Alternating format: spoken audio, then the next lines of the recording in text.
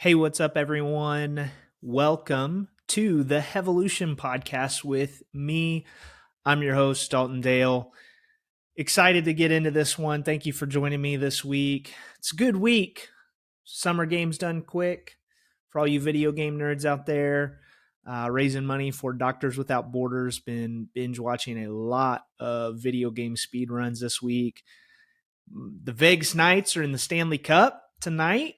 That's exciting. First time back to the Cup since their inaugural season. Really excited, hoping we get a win over the Panthers tonight. So it's a good week. Glad to be here and excited to be sharing with you all what I've listened to. Last week, we just did an introduction to the Hevolution podcast and talked through some backstory behind what this process has been like for me and what the process will look like going forward. For those of you just tuning in, I've spent the last year really studying the history of heavy metal. I've barely made a dent into the history. We've covered its origins, starting with Black Sabbath as kind of the jumping off point, or what most people who prescribe to music history define as the beginning of heavy metal. Then we talked through some 1970s proto metal, so bands that were verging on that sound or that style, and those things that became definitive pieces to heavy metal music. In the late 70s, we got into new wave of British heavy metal. These are the bands that, in my opinion, and listening through, and by and large, what most people agree to say, that these bands defined heavy metal as its own unique sound and style. This is Judas Priest, Iron Maiden, Def Leppard, Motorhead, all bands that pioneered and paved the way for the future of heavy metal music. Additionally, popularized heavy metal music and really helped bring it to the forefront and out and away from everything that was popular at the time. Then we moved into early American metal, Black Sabbath, all the way up through new wave of British heavy metal, all stayed in the UK. Those bands touring in the US, people finding them through mixtapes or bootleg tapes of concerts, those kinds of things. There was some, pretty popular metal magazines being distributed at the time, and you have the more prominent British metal magazine Kerrang. I believe that's still being published today. And that was how most people found out about this stuff. It was either that or, at the time, some of those bands were able to come over from the UK and tour in the States and sell out some really large music venues. And so they gained a lot of popularity here as punk was sort of dwindling down. And so early American metal is where we left off before jumping into the transition of this podcast with bands like Van Halen and Twisted Sister, Motley Crue, those early American metal bands that were pulling a lot of sounds stylistically from those new wave of British heavy metal bands and started to branch the American version of metal music out, and what eventually became, video metal, glam metal, and kind of splintered off from there, which then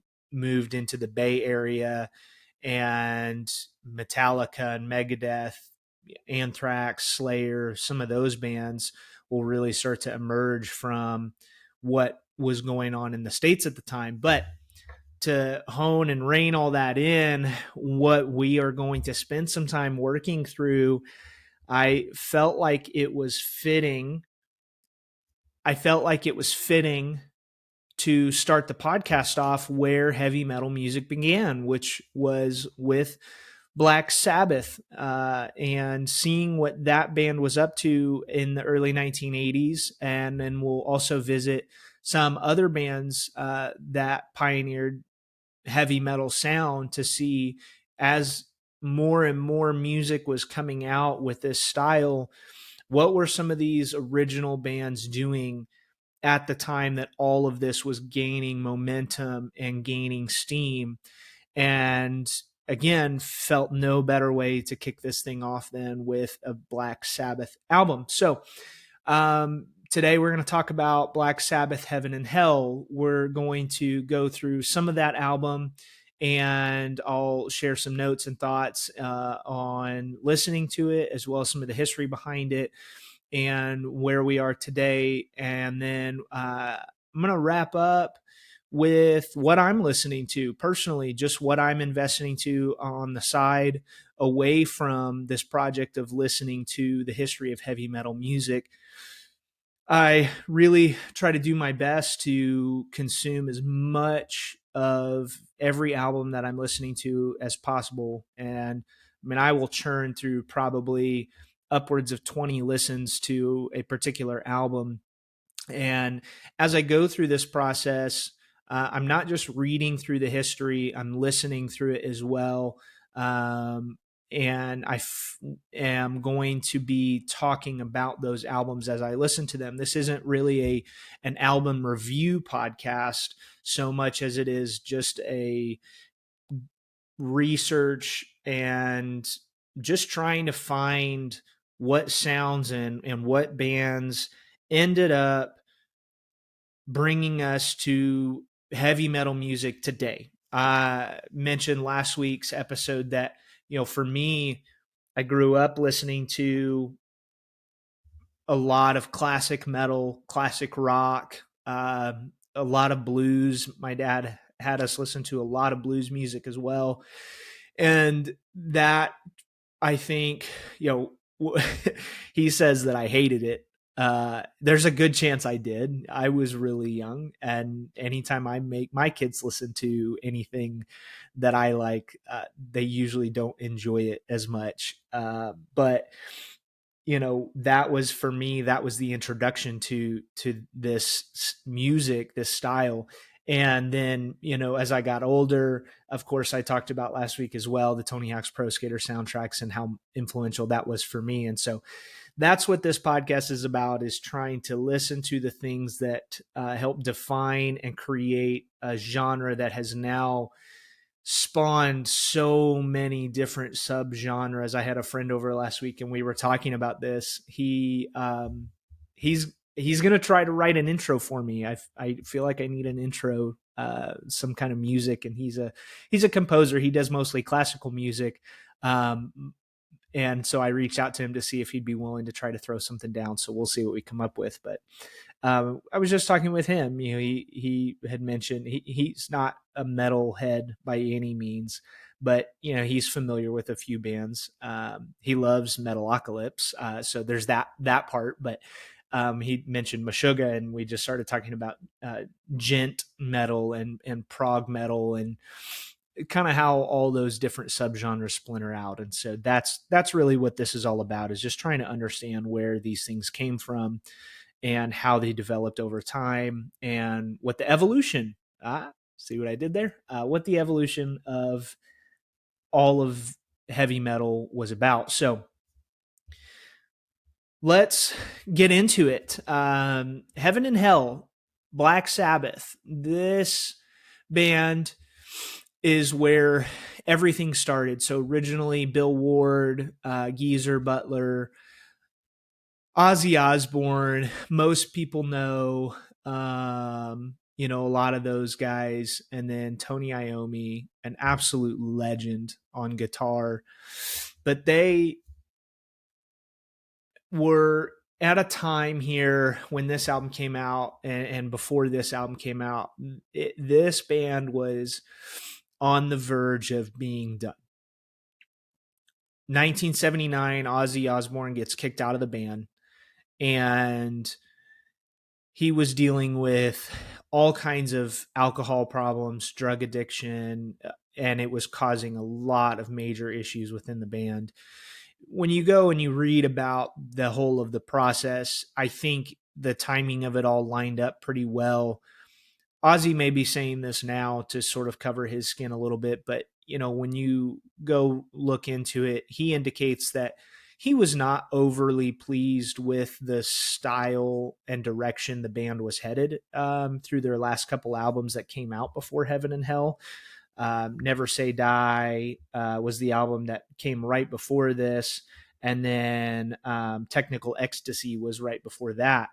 And he's quoted as saying that he wasn't super thrilled with the sort of experimental sound of those albums. Now, admittedly, I will just say this: I've never listened to those albums, so I don't have any kind of point of reference for what Black Sabbath was sounding like right before this album.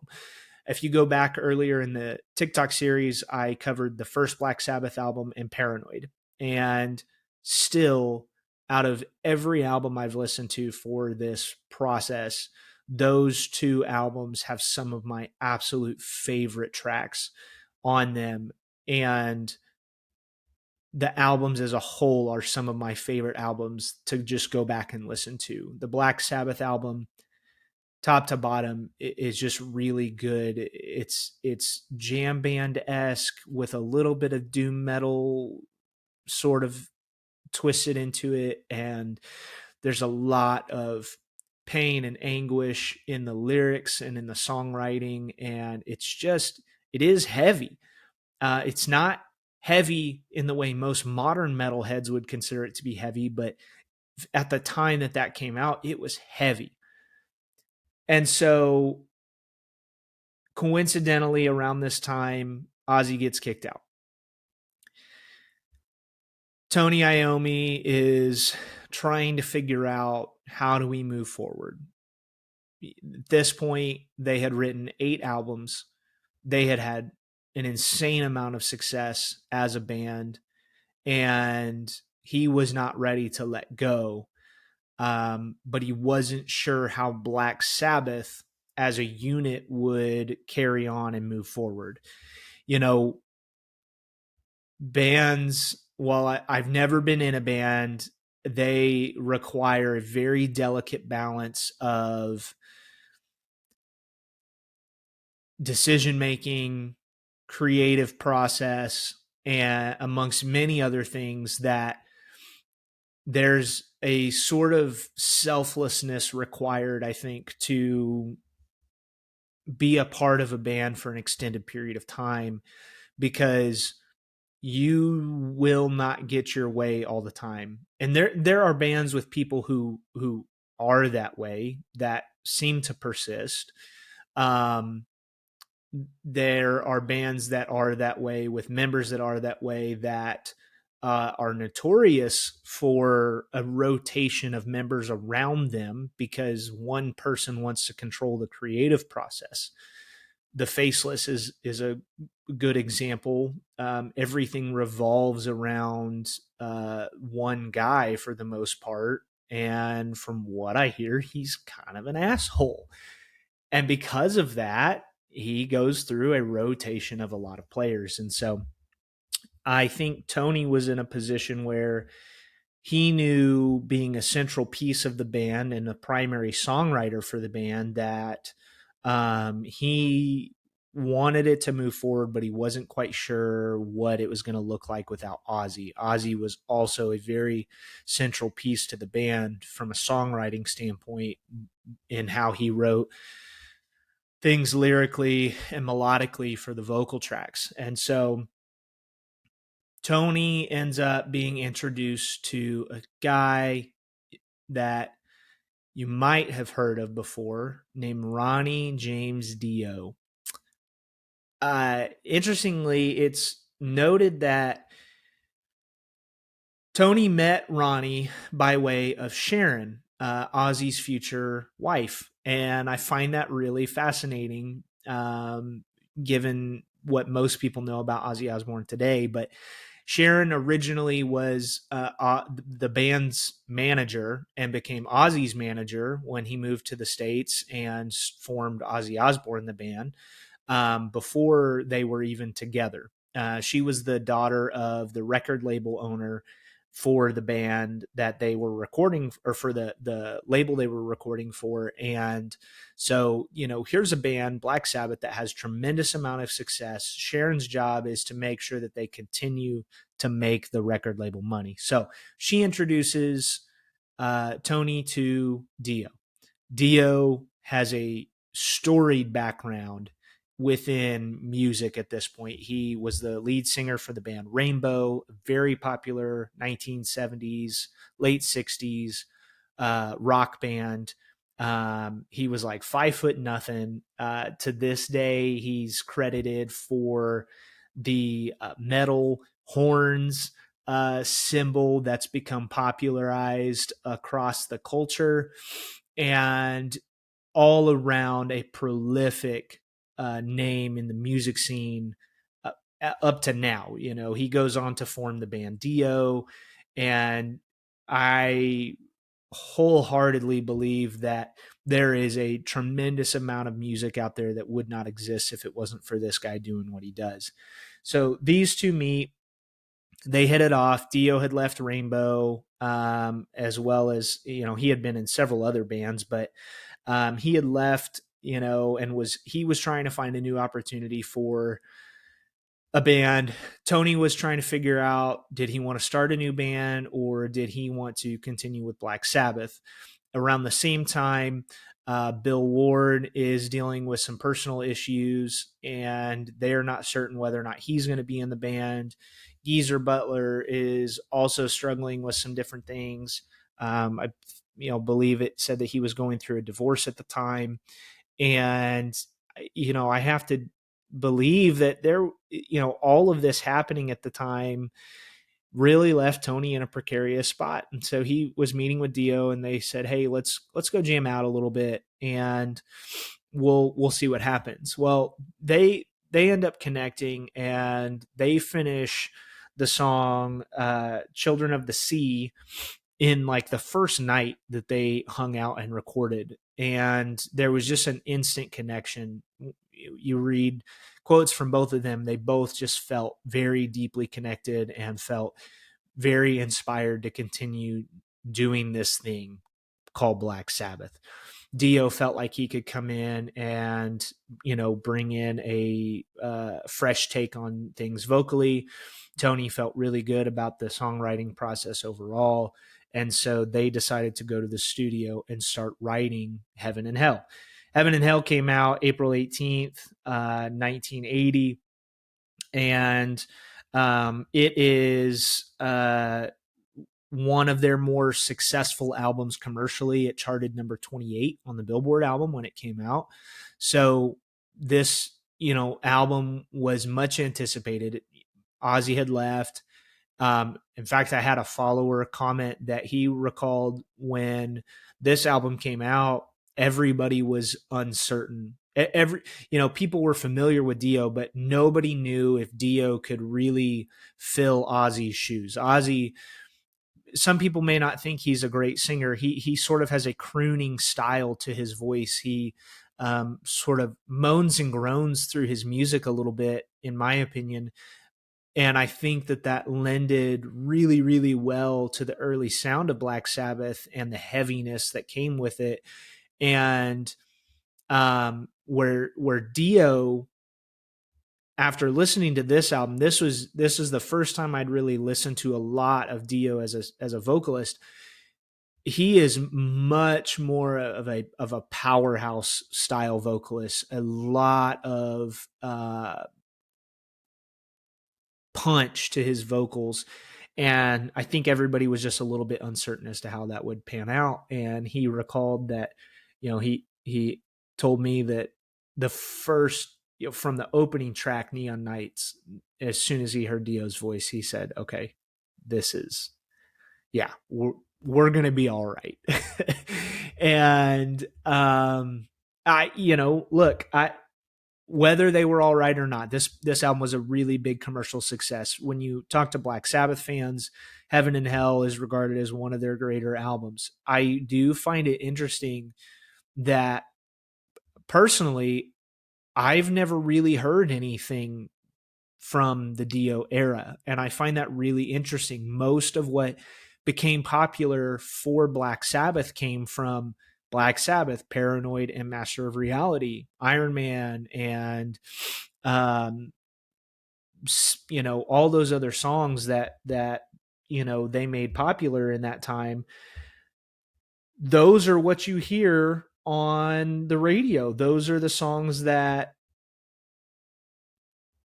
have continued to this day. War Pigs and Paranoid and some of those, like, that's what's interesting to me about this, is that, as I listen through this album, it's a really solid album. It is very different stylistically from what Black Sabbath was doing when I, for the time period that I listened to. Like I said, I just listened to Black Sabbath and the Paranoid album, but it is an album that is very representative of 1980s classic heavy metal. And when you're looking for albums that have that definitive classic heavy metal sound, at this point it's defined as classic heavy metal because it carries all the characteristics of early heavy metal and the sounds and styles that defined heavy metal music for everything we know it to be today. And so this album definitely carries the weight of a lot of that. There are songs on here that showcase and highlight everybody's abilities super, super well. It ended up that Bill Ward came back and did play drums for the recording of the album. He left while they were on tour for the album. Tony just stands out as an absolute god on guitar for this album.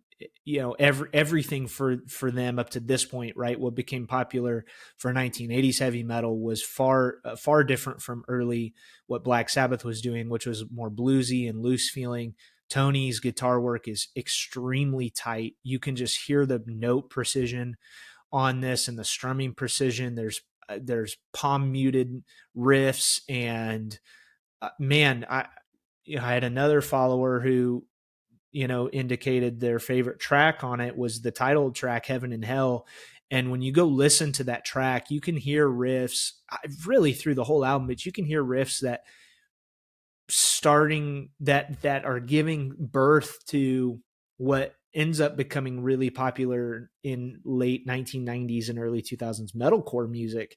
And so it's crazy. At one point I was listening to Lonely Is the Word. It's the last track on the album, and there's just guitar solo after guitar solo after guitar solo, and that's what closes out the album.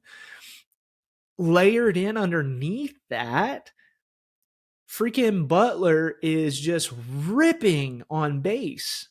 I mean, I said it last week. I've said it in so many videos. The bass tone that came out of recordings in this time period is just some of my absolute most favorite bass tone in any recording out there. I think the bass guitar is criminally underrated in most modern music, even in most modern metal. There are bassists out there in bands who do really, really well. I've personally met some bassists from some of my favorite bands who absolutely crush it, but you just don't hear bass tone like you heard on albums from back then, and this album is absolutely no exception. So overall, really great listen. Dio seems to have some sort of obsession with sci-fi fantasy stuff. It's a big part of what got Rainbow popular, and he carries that into this, which, I think left the other members, they're quoted, to say that they felt a little unusual about it. It seemed, I think it was Bill Ward who said that he felt like their music felt less real. I take that to kind of mean that it seemed less grounded, and you can hear it. I mean, there's so many songs on the album that are very thematically full of sci-fi fantasy type stuff. And so overall, I think it makes for a really interesting listen. I think it makes for definitely something that's engaging lyrically, but it is a lot different than, you know, those early Sabbath albums. And it was also something that was not overly prominent in most metal music at the time. Most metal music was about touring and the hard life of being a musician, or, it took some punk elements of, talking about growing up with nothing and being a nobody. So that, and then there's just the classic sex, drugs, and rock and roll. There's a lot of that too. So, writing what Dio was writing about was definitely a lot different.